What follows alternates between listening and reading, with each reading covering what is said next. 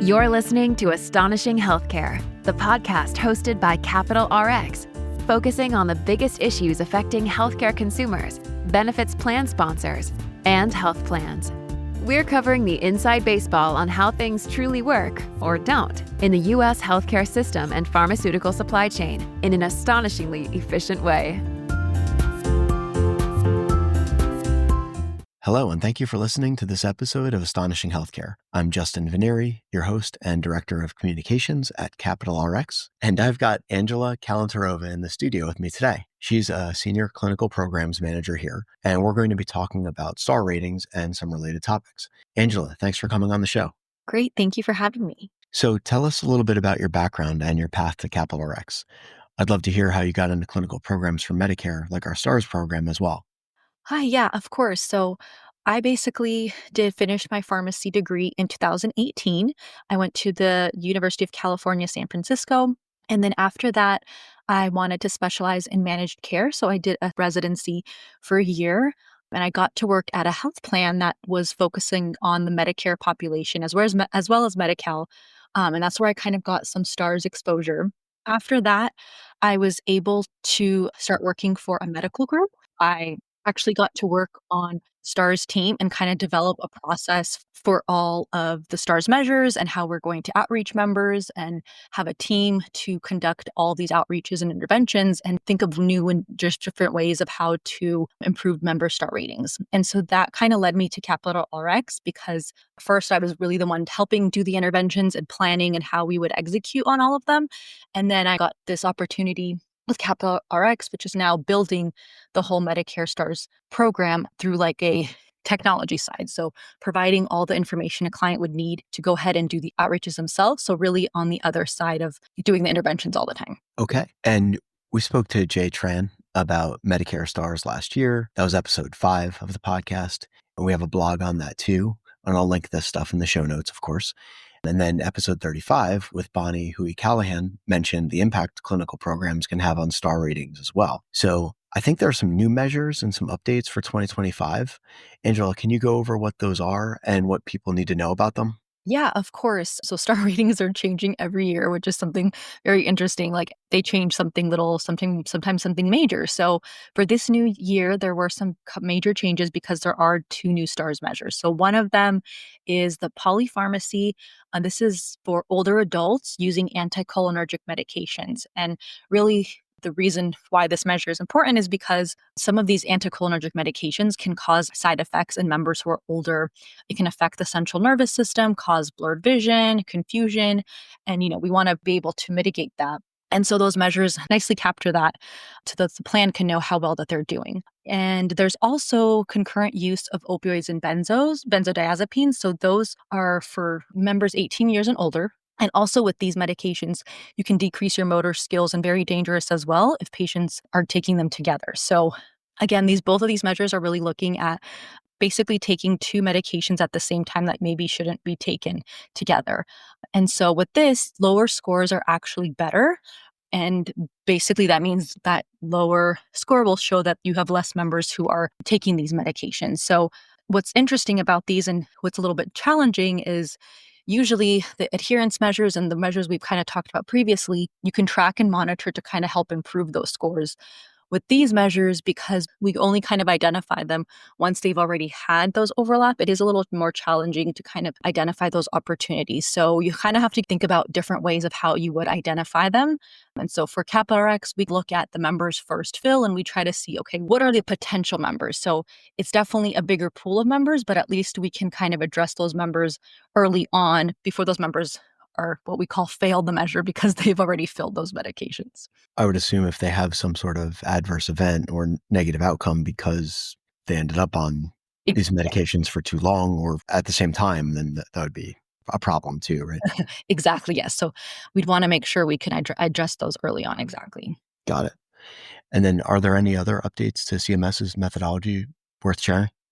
Yeah, so every year, like they produce new measures, but they kind of also the year before will start sharing some potential updates for the following year. So what's interesting right now, recently, they published the advance notice.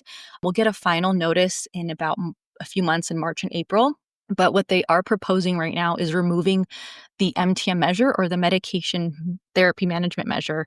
So that will be a huge change if this does go into effect for, I think, for the following year, because a lot of plans rely on this. It really helps improve member outcomes just because they do get to have that call with a pharmacist to go over their medications every year and identify any type of discrepancies that might be found and, provide that extra education. So it will be very interesting to see what CMS decides for that. And additionally, there is the initial opioid prescribing. So that's a measure they're thinking about for next year to add this measure, which will look at members who are just starting on an opioid and if the day supply is greater than 7 days, because typically we don't want members to take these long term. So if they are taking that, we want to see the rate and we want to be able to identify those members who are. Luckily, because it is a CMS requirement to have an edit in place, we do already kind of have an opioid edit where it's a soft edit, so you can override it. And this should help with the measure, but it will be interesting to see if this does become a new measure for 2026. And there's been, MTM, we've covered that as well on the show and in our content and our programs around it. That really seems like an interesting one to pull back on. Yeah, I think we'll get more guidance in the next few months when they do release the final notice and on their decision and why. Okay. And then if someone comes to you and asks, Angela, how can I improve, my star ratings, based on the changes CMS has put in place, and based on the existing structure, how the ratings actually come to be based on all the different measures that you get scored on as a health plan. What are some strategies or tactics as you think about the future or look out to 2026? What would you say? Yeah, of course. I think some of the strategies are really to kind of start early on in the year. I think from my experience, a lot of plans kind of wait until they start seeing issues. But I do think it's always better to start as early as possible. So in the case of adherence, what we try to do is provide these first fill reports that identify members before they enter into these measures, because then it gives whoever's doing the outreach more time to affect the members' behavior, educate them. And then same with the new polypharmacy and COB measure, is because the same thing is, if we're not looking at this early on, then it's just going to be too late to kind of salvage anything. So not only does it help the member, but it also helps the score, right? Other things we do is just like looking at 90 days conversion. So for example, switching a member from a 30-day to a 90-day supply. So that way for the adherence measures, which are the triple weighted ones that really will affect the Part D score, those can be more easily addressed. There's also options to extend to 100-day supply. So the idea here is members will need less fills throughout the year if they get not a 90-day, but a 100-day supply. So we're seeing that more prevalent now with some of the plan changes. And then some things you can also do is just looking at medication adherence ones. We recommend that the plans will make these medications lower copays at preferred or retail pharmacies or mail pharmacies. And they can also lower any of the return to stock thresholds too. So if you can refill the medication earlier, that will also help. Got it. If I'm hearing you right, it seems like A, communication early on with the members is always helpful. And then B, anything that makes it easier to access or more affordable is going to help with the measures too. Exactly. And then regarding what we offer, you've alluded to how we do things a couple times already. How does Judi help? I'm curious about leveraging our enterprise health technology and our platform. And what does success look like? Is it as simple as, higher ratings in specific areas or some other measure? Yeah, of course. So Judi definitely significantly helps. I think that's what really drew me to Capital RX, is because our technology really helps us monitor these star ratings a lot better and easier. So coming from my previous experience, to track these ratings and to track how well you're doing, we would get reports that were like a month delayed. So you're still playing catch up because you're looking at scores from a month before, sometimes even longer. Because we have all the claims in-house and our logic calculates all of this and has the methodologies for it, we can actually see the claims in real time. And that way it translates into the scores that we're seeing in real time. You can identify the members that you want to outreach today. And that's a big differentiator that we see with Judi, is because a lot of the troubles when people want to work on this and improve is they're looking out claims that were maybe pulled a week before. So if I'm spending time calling a member or creating a fax or following up with the doctor, I might have already been wasting my time because it either got complete or you find a reason why you shouldn't be calling them. something like that. So our technology has been a huge differentiator. And so when I spoke with Amy Stockton last year and we talked to other members of the clinical care team, do you work closely with them to outreach to members, or because it's Medicare members specifically, it's kind of like a different team, different process?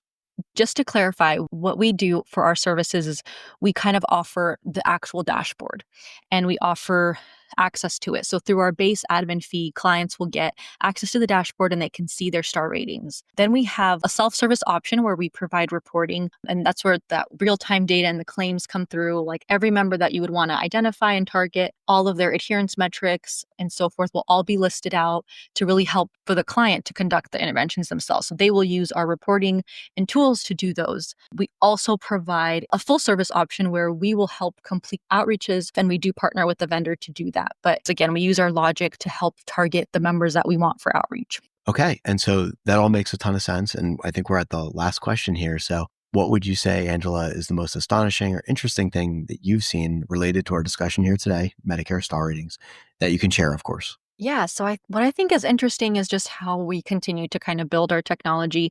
We're focusing on pharmacy claims as, it was the biggest thing with Capital RX, but now this Mhm. integration with medical and Judi Health, it will be very interesting to see what happens because right now we're focused on the Part D measures with stars. If clients go into and electing Judi Health and so forth, there could be potential opportunities for going into the Part C space because we will have some of that medical data. So that's what I'm interested in seeing how that will develop, if that even goes that way. We don't know if we'll go there, but at least, it gives that option. So it is very interesting to see how much more we can expand in Medicare if that becomes an option. That would be pretty cool. Well, we'll have to see if that's on the roadmap too. Angela, thank you so much for taking the time to chat with us today. I hope you have a great rest of your day. Thank you. You too. Thank you for listening to Astonishing Healthcare by Capital RX. Head over to cap-rx.com/insights and visit the podcast section for show notes and other relevant content. If you liked this episode, be sure to subscribe so you don't miss the next one. And definitely share the link to the show with your network if you enjoyed it. Have a great rest of your day.